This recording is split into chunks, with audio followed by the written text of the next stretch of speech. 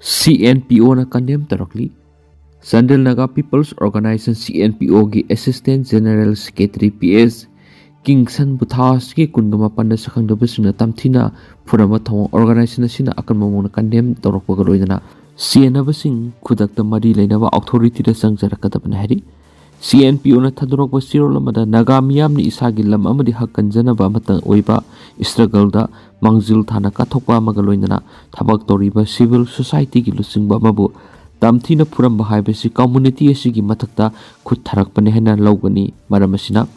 athuba matamda sienaba miyoising masana khangna athuba matamda mari leinaba authority da sangjarakadabani civil society Luchingba amagi mathakta hingsa gi thongsa tharakpa haibasi taraina lopam thokti khudakta masigi asumba wayel phangangadabani asiguma thawdok makhatana thoktanaba stakeholder punamangna sapsaba khongthang ama logadabani miyamna su asigumba unlawful activities sing asidagi section minasi hanasu phongdorakli Koubru thangjing khubam da changba yadragasu KFC da queue lepnariba lamdamni Professor Y Premananda aikhoigi hausik lariba phibam asi makhatana adumak leirabadi nongmade ekoi mutkigani maram aduna theorising asi encounter toraga Luchingba mathau tai haina Manipur University ki Professor Yumnam Premanandana phongdokre loinana Koubru thangjing khubam da changba yadragasu KFC da queue lepnariba lamdamni haiba wafam thamnakli wafam asing asi koko minasindra pangthokiba Manipur kanba khongsat ka mari lena phudokibni mara makhatana hai Manipur asi India gi part amani miyam gi khulaw di isor gi khulaw na hini adubu haujik taliba miyam gi demand lauriba khulaw asi tada bugum tori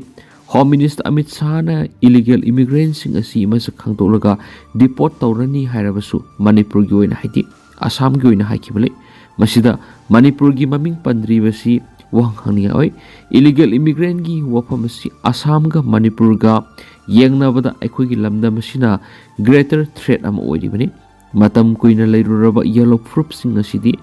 cookie terrorist sing na mikap thwali masigi dama cookie terrorist sing buthagali ngasigi mifam asida tilliba miyamna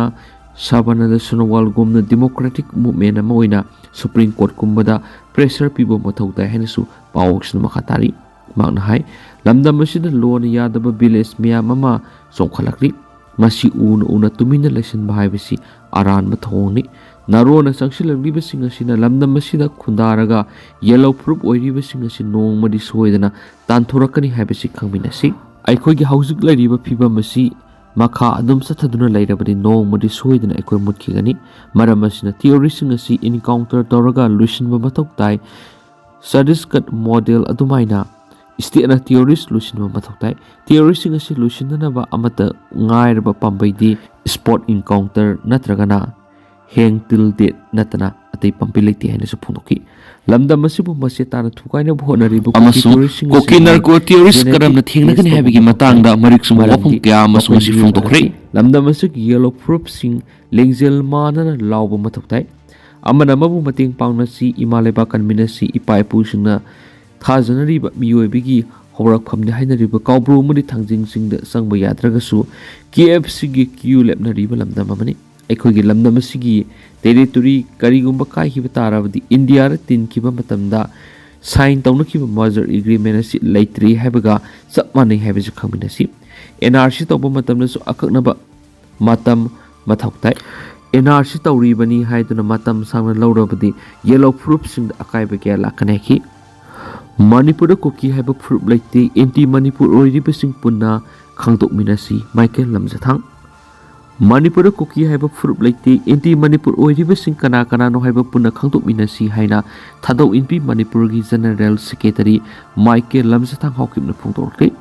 haribo phomasi ko combination na pangtokiba Manipur kanba kongsata saruk yara duna phungtokibani magna hai Manipur asi the jewel of India haina India gi ahanba Prime Minister na thonbiramani adubo jewel of India singasi kangkhong sairi handak lamdam asida thokliba thawdo asi India gi proxy war na maram oiraga thokanmani haibasi lamdam asigi mipum khudimangna khangnari Manipur koki haiba phuru amata leramdi lal haulup mayam punchilaktuna ngasidi lamdam asida saun irang thokali Manipur kansi hairabadi Manipura yellow fruit oiribasing asi punchinduna kanminaba mathau tahena saputoki mana makata na hai ain gi wangbada lamdamasida sangshilagdiba mitopsing asi NRC tawduna khandoklaba matungda masa masagi maramda halankiba sangi mitopsing masa masagi maramda halankraba matung laiminariba yellow fruit sing nungsi sanana laiminaba matamdada Manipur kan mengamgani ipai puna thambirama lamdamasi yellow fruit puna magna kan basangi Burma Bangladesh na singmudagi sangshilagdi mitop kya si lengan atubada NRC tawduna khandokduna halankiba matamdura ingtapasu lakani haikenasu pausda makhatana fudurakli Assam dagi illegal immigrants amamam to oina tantoki gani Amit Shah Union Home Minister Amit Shah gi Assam khongsat ki manusana ngarang Dribugar gi Khanika playground na pangthoko miyang gi mifam amada mahakna wa ngangbada Assam dagi illegal immigrant khudingma amamam to oina masak khangdoktuna tantoki gani haina phongdokri Amit Shah na hai Assam da lo na yadaba mongna sangsilakpi illegal immigrants ngasi ningthina yengsilhaudabana state asigi demography da sauna ahongba lakhali demography da ahongba lakpa asina Assam gi culture lamamasum identity da asoba threat oirakli illegal immigrants singi makhutagi state asi BJP kaktana kanmangangani illegal immigrants singna Kaziranga umangi lamamadi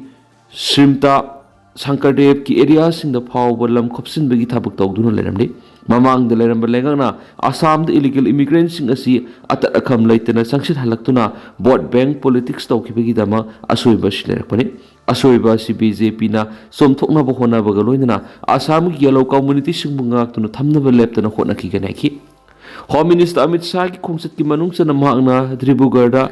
Assam Legislative Assembly ki anisuba complex saganaba orek uyum tamlambaga loinana Wildlife Health and Research ka mari leinabai infrastructure yauna lupa crore lising amaga satre ronggi oigadaba tuan development project sing sangaram ki Amit Shah na makataraduna Dribugar sagaduriba anauba assembly complex asida MLA singi residential facilities sing thamlagani amaso masina matam sangna Dribugar ga Assam gi anisuba capital oidun state asigi sakot lambida asoba thaudang lodun lakli basi hena khumang soksin mangam lagani hari Manipur da NPP mase taragani tera laimu gi mingyawa state party ama sapung lagani Meghalaya ki Minister Karnataka Sangmana President oiriba NPP National People Party is Manipur da mache taragani NPP ki founder tera laimugi maming yawba state party am athuba matamna sapong lagani hari press na pangwa pawgi likhuna magi matuina nauna sapong lakadawriba National People Party tera laimu asambada NPP TL state asigi hanagi deputy minister Yumnam Joy Kumana Luchingani hari hawkibasai English ngani ga kunga mangagi December marida hanagi deputy minister oiramba Yumnam Joy Kumana Luchingduna politician kiana sarug yaduna impala pangthokiba mifum amana laukiba warep amagi makhada NP